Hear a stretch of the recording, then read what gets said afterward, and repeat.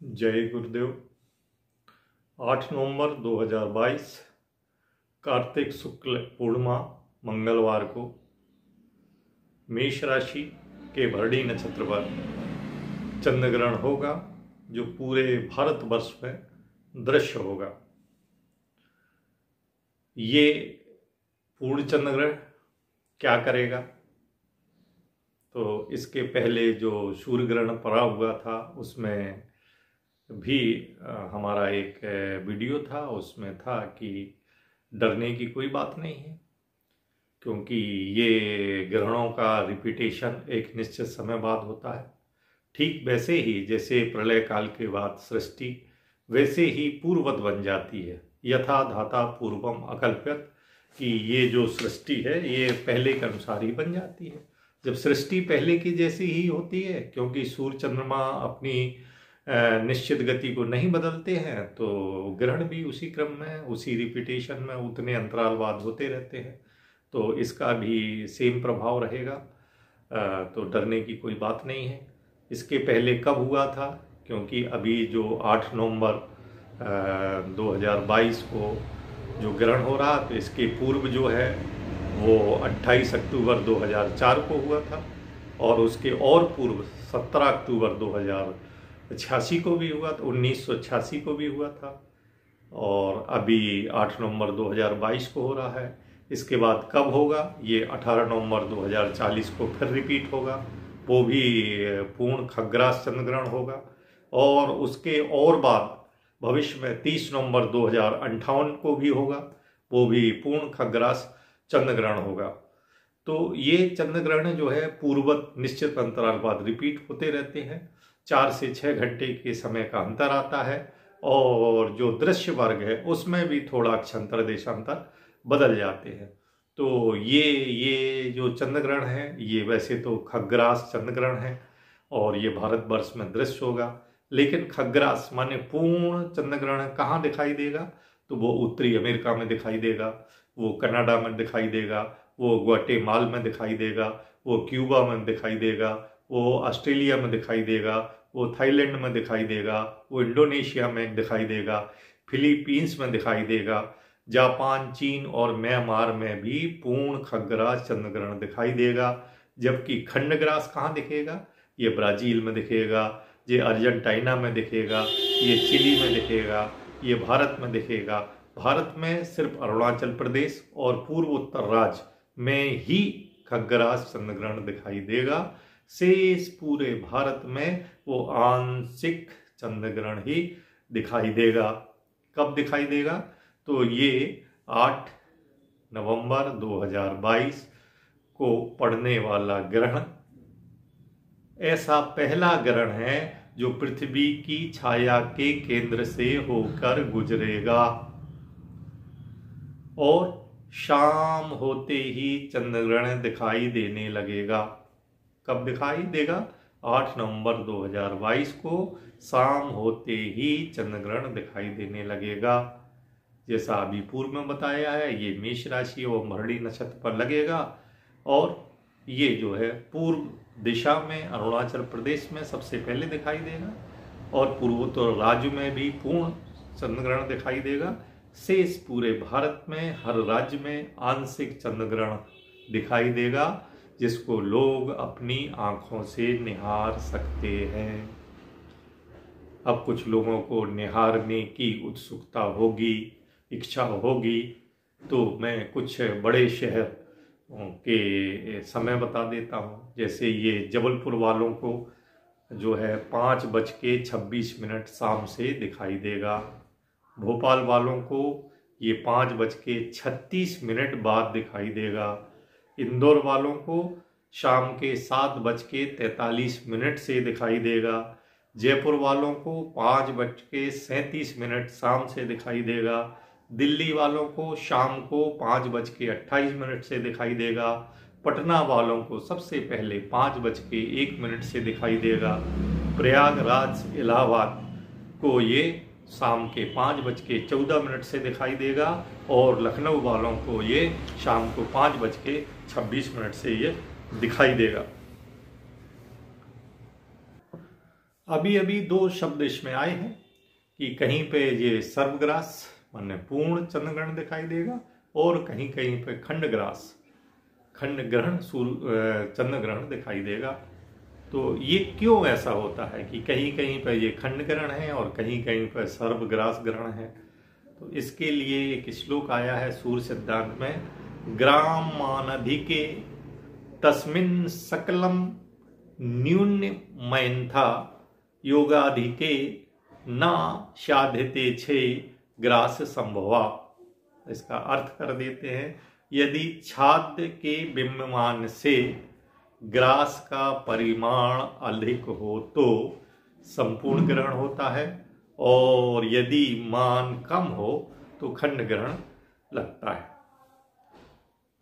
इसमें जो ज्योतिषी है जो चैनल में बैठ के जो है जो सबसे पहले बात करते हैं और वो बात करते हैं कि आज जो है पूर्ण चंद्र ग्रहण है, तो पूर्ण चंद्र ग्रहण में जो है बोले 12 घंटे पहले सूतक लग जाता है। तो यहाँ मैं क्लियर कर दूं कि अगर सूर्य ग्रहण होता है तो 12 घंटे पहले सूतक लगता है और चंद्र ग्रहण होता है तो 9 घंटे पहले सूतक लगता है। तो 8 नवंबर 2022 को होने वाले चंद्र ग्रहण में जो है 9 घंटे पहले सूतक लग जाएगा, अर्थात 9:35 सुबह से इसका सूतक लग जाएगा। लेकिन जो बाल वृद्ध रोगी हैं उनके लिए ये सूतक 4 घंटे पहले अर्थात दोपहर में 1:10 से लगेगा।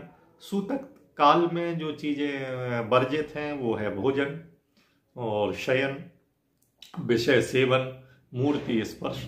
ये जो है ग्रहण काल में या सूतक काल में ये वर्जित है। तो यहाँ सबसे पहले आता है कि ग्रहण का स्पर्श कब होगा। तो ग्रहण का स्पर्श दोपहर 2:39 पर होगा और जो खग्रास माने जो पूर्ण ग्रहण का स्पर्श कब होगा, ये जो है दोपहर में 3:47 पर होगा। खग्रास की समाप्ति जो है शाम को 5:12 पे होगी और इसके बाद जो है ग्रहण का मोक्ष जो है शाम को 6:19 पर होगा। ग्रहण की जो कुल अवधि है वो 1 घंटा 25 मिनट होगी। ग्रहण का जो पर्व काल है वो 3 घंटे 39 मिनट का होगा। चूंकि चंद्रमा शाम को 5:10 पे उदय होगा और उदय होने के तुरंत 2 मिनट के अंदर ही ये उन्मीलन को प्राप्त हो जाएगा और इसका जो है मोक्ष शाम को 6:19 पे होगा। तो इसमें जो पर्व काल है वो 1 घंटा 9 मिनट है और ग्रासमान जो है 0.792 है।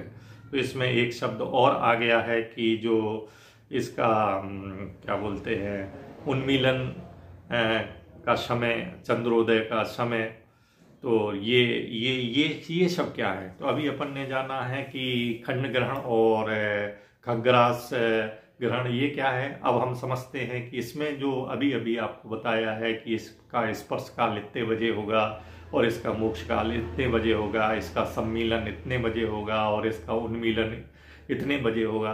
तो ये सब क्या है कि हो सकता है कि आपने किसी भी वीडियो में ये शब्द ना सुने हो। तो मैं बता दूं कि स्पष्ट तिथि के अंत में अर्थात पूर्णिमा के अंत में चंद्र ग्रहण का मध्य काल होता है। जो तिथि का अंत होता है पूर्णिमा का, जो स्पष्ट तिथि का मान दिया जाता है, उसका जो अंतिम समय होता है वो चंद्र ग्रहण का मध्य काल होता है। इस समय से स्थित काल घटा देने पर स्पर्श काल आता है और जोड़ देने पर इसका ग्रहण का मोक्ष काल आ जाता है। इसी तरह इसमें 2 शब्द और आए हैं, उसको सम्मीलन और उन्मीलन।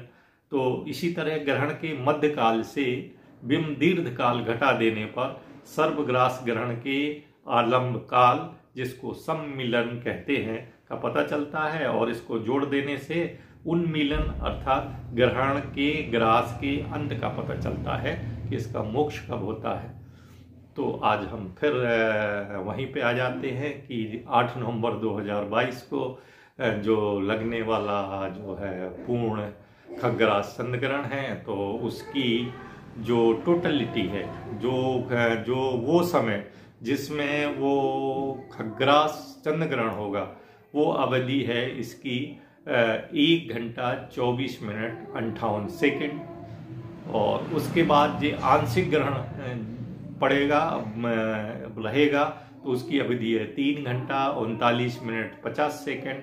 और उसके बाद खंड छाया युक्त भी ये ग्रहण रहेगा, उसकी अवधि है जो है 5 घंटा 53 मिनट और 51 सेकेंड। अब हम इसका जो है डिटेल पढ़ते हैं कि ये कहाँ से शुरू होगा और फिर कैसे जो है उपछाया ग्रहण से आंशिक ग्रहण और फिर पूर्ण ग्रहण, फिर खग्रास ग्रहण समाप्त होगा, फिर आंशिक ग्रहण में चला जाएगा, फिर उपछाया ग्रहण होते हुए ये समाप्त हो जाएगा। तो इसका जो है डिटेल यदि आपको अभी तक प्राप्त नहीं हुआ है तो इस वीडियो देख के जान लें कि दोपहर में 13:32 अर्थात 1:22 से उपछाया ग्रहण शुरू होगा। साइंटिफिक कैसे होगा? चंद्रमा पृथ्वी की छाया के बाहरी भाग पेनम्ब्रा में प्रवेश करेगा तथा चंद्रमा धुंधला होने लगेगा, लेकिन प्रभाव काफी सूक्ष्म होगा। तो सबसे पहले कौन सी घटना घटेगी कि 1:32 दोपहर में चंद्रमा पृथ्वी की छाया के बाहरी भाग पेनम्ब्रा में प्रवेश करेगा तथा चंद्रमा धुंधला होने लगेगा, लेकिन प्रभाव काफी सूक्ष्म होगा।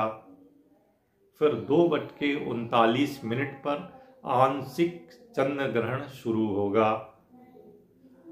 इसमें क्या घटना घटेगी? इसमें चंद्रमा पृथ्वी के गर्भ में प्रवेश करना शुरू कर देगा और आंशिक ग्रहण शुरू हो जाएगा, जिसे हम नंगी आंखों से भी देख सकेंगे। जैसे ही चंद्रमा पृथ्वी के गर्भ में चला जाएगा तो ऐसा लगेगा कि चंद्र डिस्क से काट लिया गया है, इसमें से कुछ भाग अलग कर लिया गया है। गर्भ के अंदर चंद्रमा का हिस्सा दिखाई देगा जहां बहुत ही अंधेरा होगा। इसके बाद क्या घटना घटेगी? 3:47 को पूर्ण चंद्र ग्रहण शुरू होगा। इसमें साइंटिफिक कौन सी घटना घटेगी? इसमें पूरा चंद्रमा इस समय पृथ्वी के गर्भ में होगा, पृथ्वी उसको छुपा लेगी। चंद्रमा तांबे के समान लाल रंग का हो जाएगा। बेहतर दृश्य, ये बेहतरीन दृश्य आप दूरबीन से देख सकते हैं या